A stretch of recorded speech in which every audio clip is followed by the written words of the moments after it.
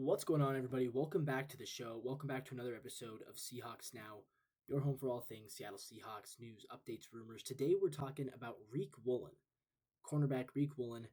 Rumors are beginning to fly. Should the Seahawks trade Reek Woolen before the trade deadline on November 4th? It's weird, the deadline seems to sneak up on us. I feel like we're weird. The season has just started and we're already talking about trade deadline, really? But that's where we're at. That is where we're at. Because the trade deadline, yeah, it kind of does sneak up on you. It is on November 4th. So we are rapidly nearing that. We are almost exactly 1 month away. There's 35 days. And there is some trade buzz. The Philadelphia Eagles, I'm reading an article right now. Howie Roseman could be interested. An Eagles fan, Joseph Grassano, writing for Section 215 that the Eagles must trade for Reek Woolen. He says the former Georgia Bulldog has had a tough time making tackles in space, recording 3 missed tackles. Being unable to tackle in space is a huge issue, which is why targeting Woolen. Oh, excuse me. They're saying the Eagles cornerback, whose name is Ringo, apparently, has struggled. Keely Ringo, out of Georgia, has struggled. They want to bring in Woolen as an upgrade. The 26-year-old is a one-time Pro Bowler, co-interception leader in his rookie season in 2022. He received a PFF coverage grade of 65.7 or better in each of his first 3 seasons. For comparison, Keely Ringo, 64.8. So they're saying he is, at worst, he is Keely Ringo at his best, and at best, he's much better than Keely Ringo. That said, Woolen is struggling this season to the tune of a grade of just 40.1. Still, his coverage grade has improved with each week this season. That trend can continue by joining a Super Bowl contender like Philly. So they're saying, yeah, Howie Roseman should call and see what they would want to do. Seahawks draft blog proposing another trade. They are saying maybe we could trade to the Jaguars for linebacker Devin Lloyd. This is a name that they've apparently written about before. Devin Lloyd, he was splitting snaps with Ventrell Miller. Jacksonville looks like they are kind of siding with Miller over Lloyd. Lloyd's contract expires in the offseason. He seems like a guy that Mike McDonald might like. Meanwhile, the Cowboys also rumored. Here's one from Seahawks on SI. This says Reek Woolen trade proposal could kill 2 birds for 1 stone. Seattle could trade him. This one also suggesting Devin Lloyd, actually. Another site suggesting we should trade him to the Raiders, that Pete Carroll might be interested in bringing back the guy that he initially was behind his breakout rookie season. So there's a lot of chatter about this Reek Woolen potential for a Reek Woolen trade. My question, will it happen? Should it happen? I guess we'll talk today about should it happen, and then maybe we'll talk future weeks about the likelihood of it happening.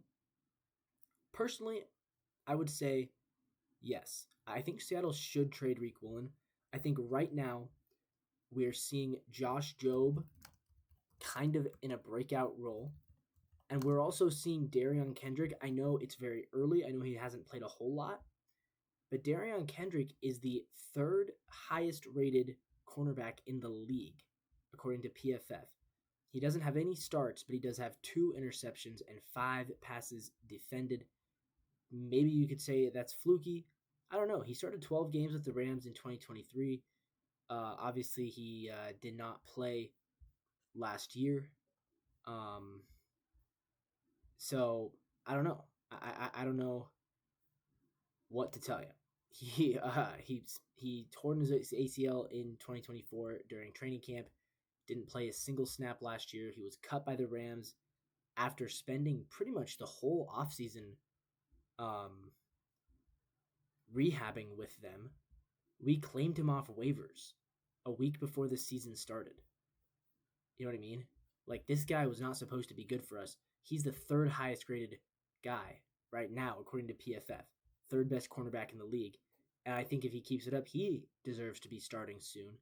Meanwhile, yeah, like I said, Josh Jobe also looking good. So I think between Witherspoon, Jobe, and Kendrick, I think we have the bodies. We also have Shaq Griffin still kind of bouncing around up and down from the practice squad. I think we can make it work. without Reek Woolen, and I think Woolen, his presence is starting to become a bit of a distraction. He's too penalty prone, and I think you can get some value for him. You can probably get a third or fourth round pick. I would do it. I would. So to answer my question, should Seattle trade Reek Woolen before the deadline? I would say yes. Let's move on though. I want to talk about Jackson Smith and Jigba. This guy, I mean, I don't know if we talk enough about him. I think we don't. I think we almost take JSN for granted.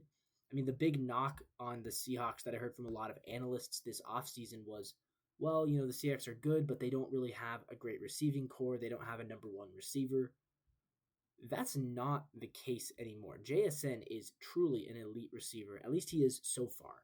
If you look at the receiving numbers right now, I mean, the numbers are staggering. Obviously, we talked about the PFF grade yesterday. He's the second highest graded receiver in the league. Only Puka Nacua graded with a better score.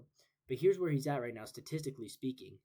Among wide receivers, he ranks tied for fourth in receptions. The only receivers with more receptions are Puka Nacua, who is way above him with 42.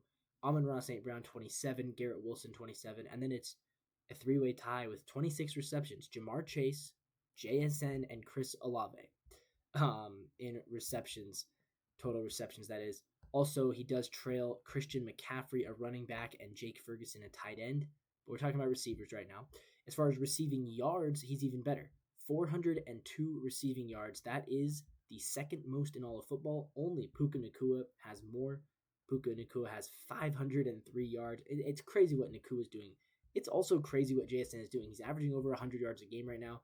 He only has one touchdown. By the way, so does Nacua. That's the weird part. These guys with all these yards only have one touchdown each.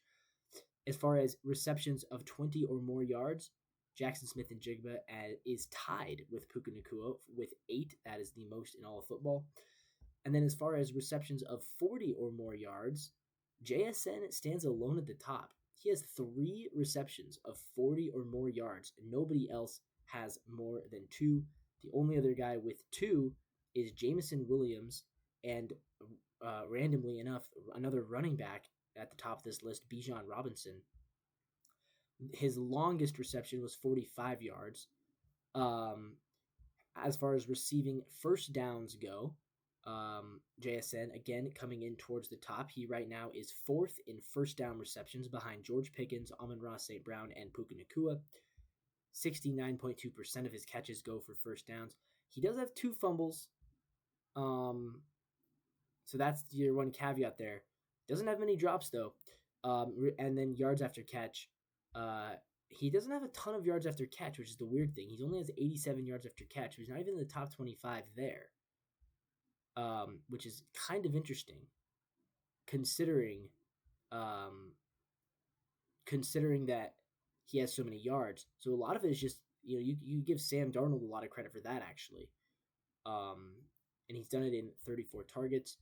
If you look at some of the next-gen stats, you continue to see JSN, yeah, he's been excellent. He's been excellent. I'm going to look at improbable completions. I guess that's a quarterback stat, not a receiver stat. I wish I could see improbable catches. I guess they don't have that. Maybe they do. Catch percentage. You can look at catch percentage. That's another one he's dominating in. Right now, JSN catching 76% of balls thrown to him. If you want to look at yards per average targeted air yards, this is interesting. He's getting targeted on average through the air for 12 yards. That's the average length of throw that he's getting, which is crazy. If you want to look at separation, he's getting good separation. He's doing everything right. I mean, JSN is truly doing everything right. And that's where you start to get into this conversation of when do you start to view him as a Justin Jefferson type guy? When do you start to view him as a Jamar Chase type guy? I understand we're not there yet, right? We're not there yet. I think we're starting to get close, though, because he's gotten better every year, which is what you expect from him, right? I mean, that's what you expect from him. And right now he's playing at the top of his game, and he's right now the second best receiver arguably in the league. Only Puka Nacua is better in a lot of these statistical categories. So when do you start getting to the point where you're like, yeah, he is one of the best receivers in the league. He is a true elite, talented receiver. I think we're getting there. And this is exactly why we drafted him. This is, again, credit to John Schneider for this. People said coming out of college, this guy's going to be great. And it took him a little bit of time, but he's really gotten going. It's really fun to watch JSN. He's been dominant in 2025. Gotta love it. One more topic for today. What is the Seahawks' biggest need after 1 month? Because obviously, we talk about the Seahawks as a team that we think is kind of on the outside looking in, maybe. I think they're good. I think they can definitely make the playoffs. I have more faith in them as a playoff team than I even did a week ago. What's their biggest need? Is it on offense? Is it on defense? I still think it's O-line. I still think it's the offensive line. And here's why. Because while the line hasn't been terrible, I definitely worry about the left side. Excuse me, I definitely worry about the right side. Abraham Lucas has been okay. Anthony Bradford has been terrible. And we're going to talk about him in more in depth tomorrow, about how bad Anthony Bradford has been, because yikes. I think right now our biggest need is still the line. And I think there are potential trades to be made. So we're going to start talking about this because, like I said, the trade deadline is already starting to creep up on us. It feels like the season just started. It's already past week 4 now. We're getting into things. We are getting into trade season. And I think if we do make trades, it's got to be O-line. But guys, I want to hear your thoughts down below. Comment, who do you think our biggest need is? What position do you think our biggest need is? And who do you think John Schneider is going to go after in trade? With that all being said, guys, that's going to wrap this video up for today. As always, leave a like, leave a comment down below. Until next time, as always, go Seahawks.